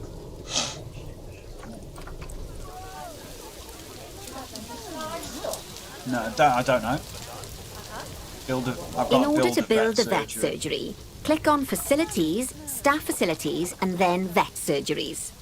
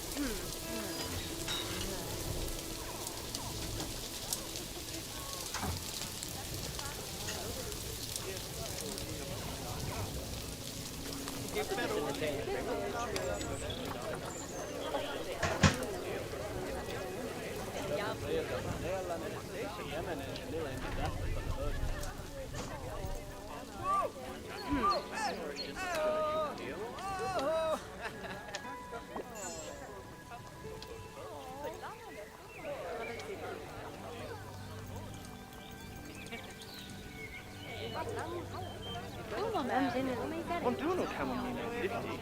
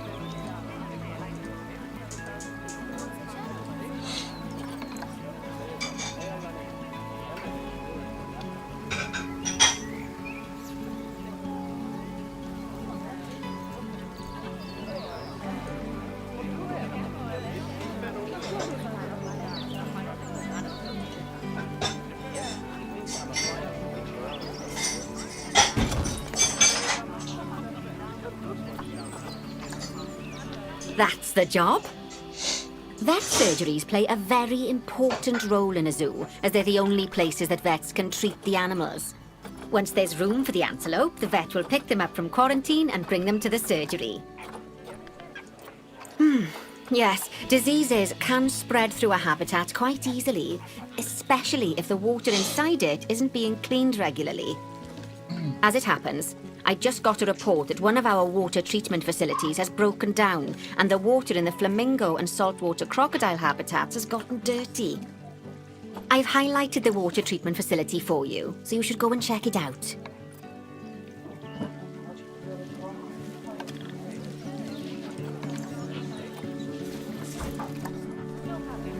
Click on the water treatment facility to bring up its information panel.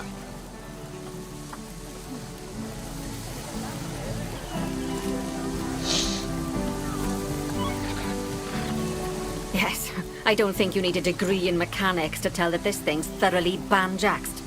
Click Call Mechanic to get them to come over and fix it for us. Thoroughly So, banjaxed. just to explain, water treatment facilities work in a similar manner to power sources, in that they have a radius of influence around them.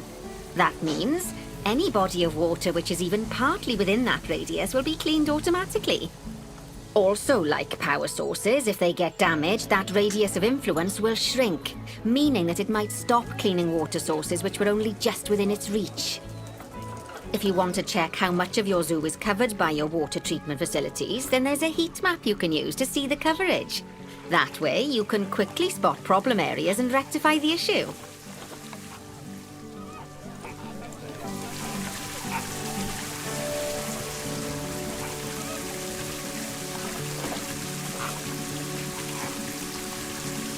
Good work. Now that the water treatment facility has been repaired, the water will be cleaned up in 2 shapes of a lamb's tail. You can also use mechanics to repair power facilities, transport rides, bins, benches, signs, and, as you already know, habitat barriers. Now, I'll be honest, I'm still a little worried about that disease scare we had, so I think we should do some research into it. Doing research into a disease can help prevent future outbreaks of it. And even if we do have an outbreak, it'll make the disease much less potent. I'd like you to start some research into bordetellosis. Disease research can be found in vet research, so head over to your research centre and get one of the vets researching it.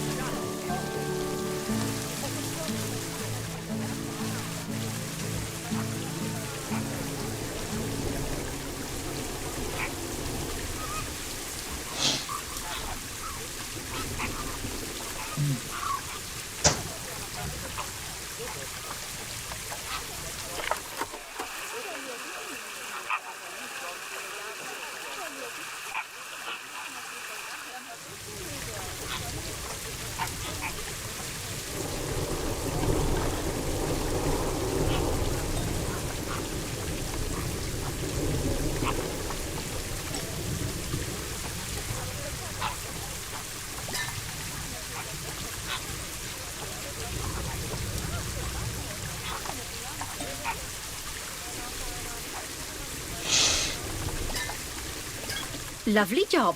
Once that research is complete, I expect we'll send that disease packing in no time.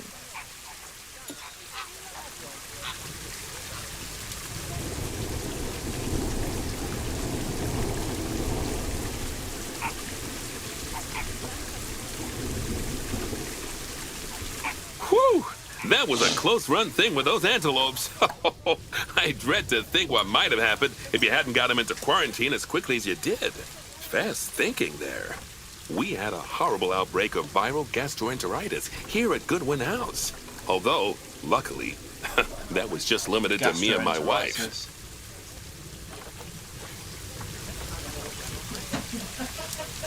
Right.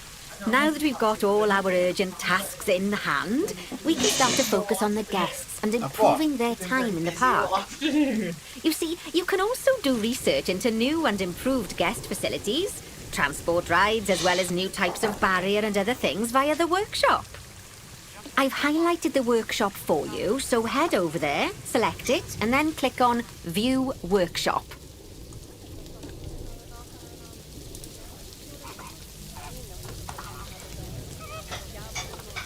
And finally, assign a mechanic to research souvenir shops by dragging and dropping them onto it. I can't wait to see what they come up with.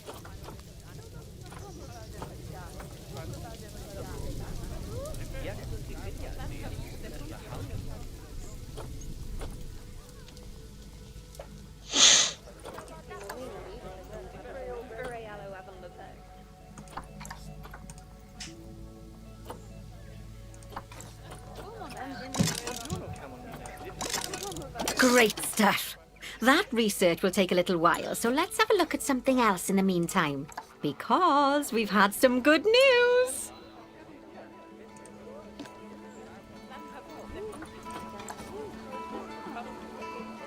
Adopt and place the gifted giant pandas. It turns out that we're allowed to adopt more giant pandas. The authorities have given us 3 females to help with our breeding program. Even so, I'm sure you know how notoriously difficult it is to get pandas to breed, so we'll have to be patient. Our current giant panda habitat is full to the brim, but luckily we've already got another habitat ready to go. But before we move our new pandas in, they'll need to go through quarantine. Of course, we can't do that until we've accepted them. So open up animal trading and go into the animal reward section.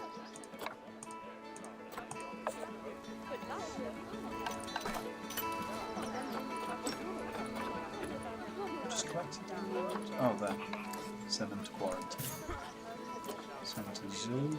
Quarantine. Finally, we can send them from animal storage to quarantine. To do that, just select them in animal storage, then click Send to Zoo, and then click on the quarantine facility in the zoo. Don't worry, I've highlighted it for you so you can find it easily. Like our shelves. Yeah.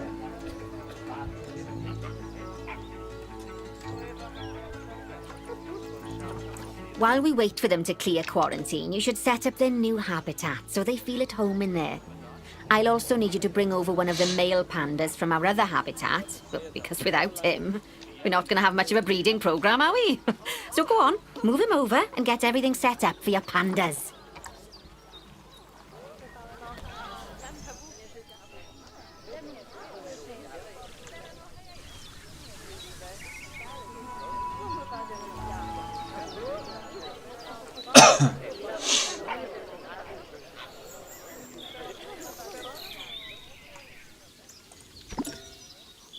Add feeding station, feed enrichment.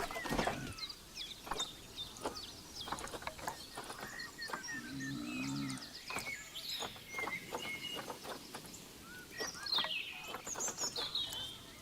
Feeding station. Food and water.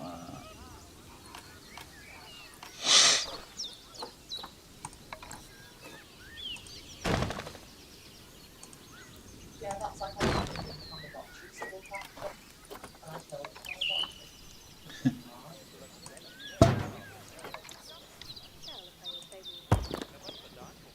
Add food enrichment.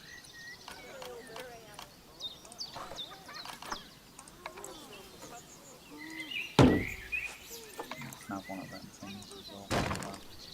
Toy enrichment. Let's give him a bobbin drum. And we can have some wind chimes to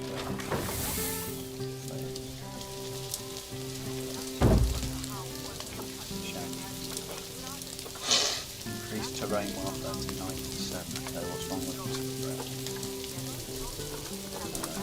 It needs more short walkers.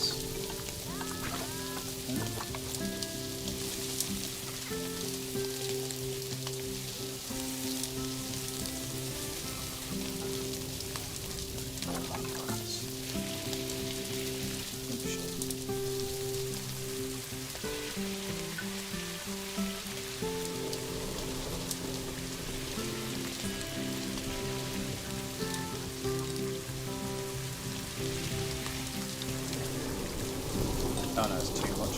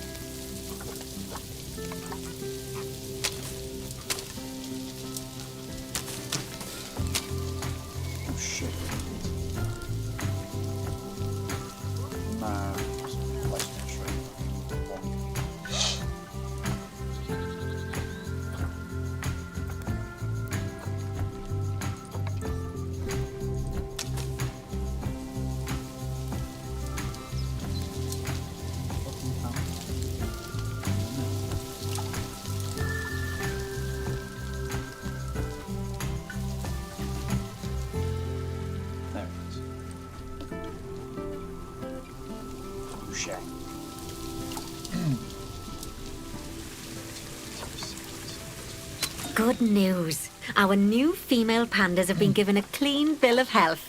You'd best move them into the new habitat so they can settle in. And I hope you've made their habitat as comfy as possible, because animals will only breed if they're happy.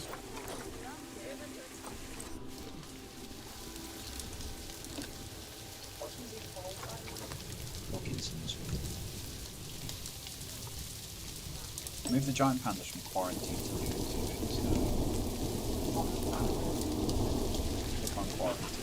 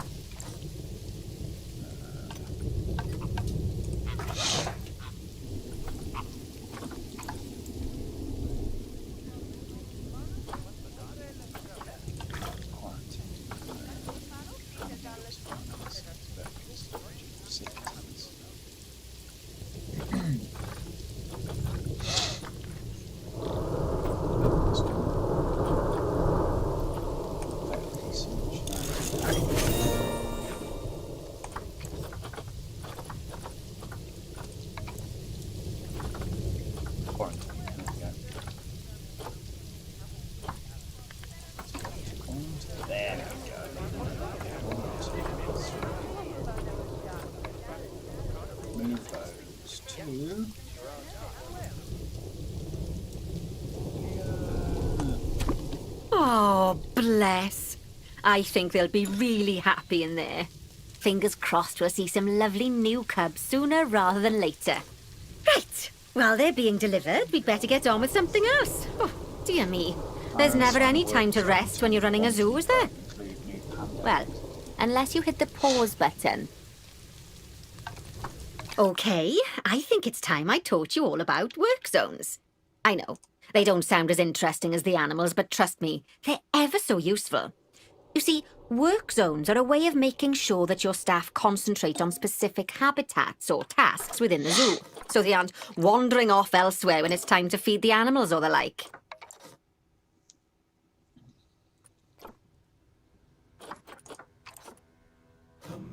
So let's start by creating a new work zone and then assigning a keeper to it so that they know to look after the new pandas. To do that, go into the zoo section, then click on staff and then work zones.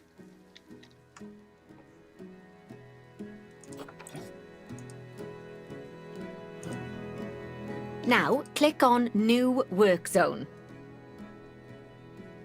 Yep, done that. Panda guy. Let's call him.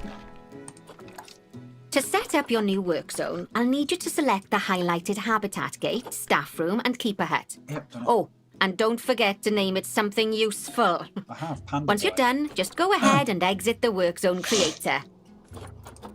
Go to staff. Keepers.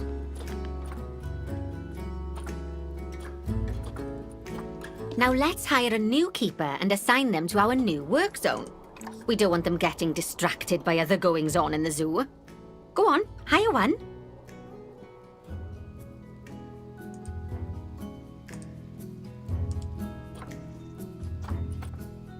Hire a keeper. Then click on your new keeper to bring up their information panel and go to their employment tab.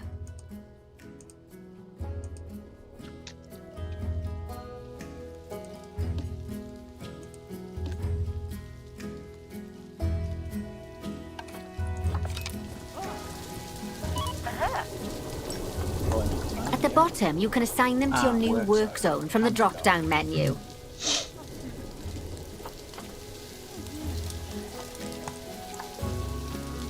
There you go. Now your keeper will focus his attention on our new pandas.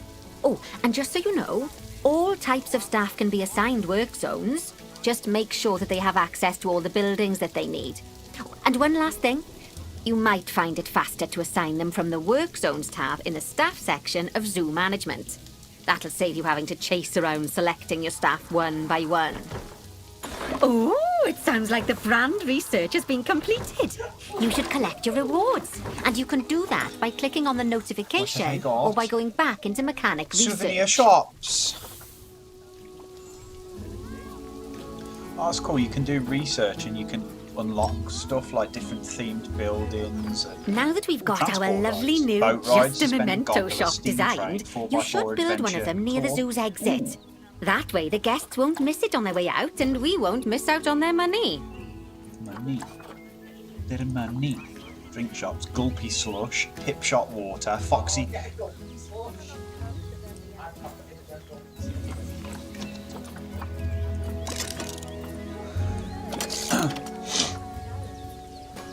Foxy Coffee, Cosmic Cow Milkshakes, Pip Shot Juice, Gulpy Energy, and Pip Shot Smoothies. What we got? Souvenir shops, food shops, what we got? So what's the food shops? Hot Dog Squad, Pizza Pen, Cosmic Cow Ice Cream, Missy Good, Mexcellente, Monsieur Frites.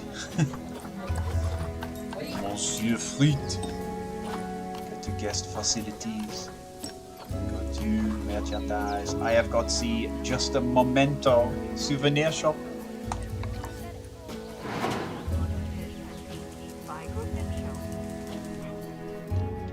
It told me where it wants me to put it. But how can I just slack it anywhere?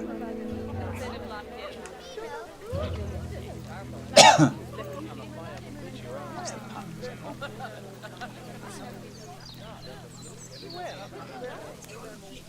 pan? done.